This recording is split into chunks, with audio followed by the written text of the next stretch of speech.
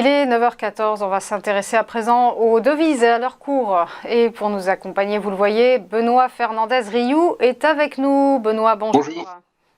Vous êtes consultant et spécialiste du Forex.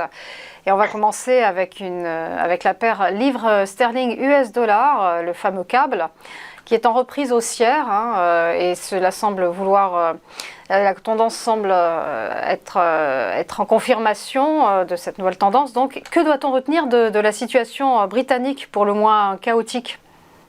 Oui, la situation britannique était chaotique.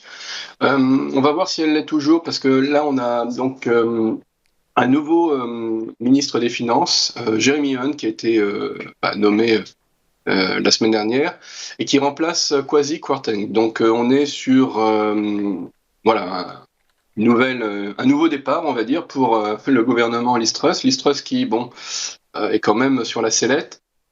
Et on va avoir des annonces qui ont été avancées de 15 jours, donc on est aujourd'hui. Donc on va avoir une actualité sur le côté britannique, outre-Manche. Donc JBP risque de bouger notamment aujourd'hui, puisque ces annonces, il y a de fortes chances qu'elles soient appréciées du marché, parce que avec la débâcle de la précédente annonce de mesures fiscales avantageuses mais non financées, le marché avait peu apprécié. On avait eu une attaque des marchés, notamment américains, sur la place de Londres. Donc là, désormais, la City joue gros, parce que ne peut pas se permettre un deuxième chaos.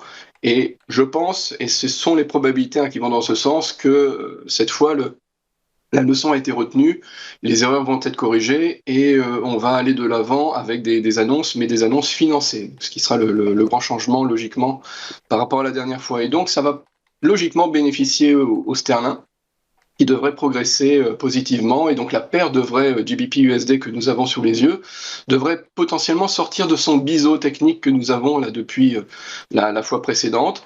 Donc le biseau, là, c'est le chaos dont vous parliez, et on devrait sortir de ce paradigme pour ensuite rejoindre potentiellement, si on sort par le haut évidemment, des plus hauts, alors 1,15 assez facilement, et 1,17 en ligne de mire dans les séances prochaines, si d'aventure le marché appréciait donc ces annonces. Donc c'est la probabilité à venir, à voir, donc à suivre, c'est notamment lors de cette séance.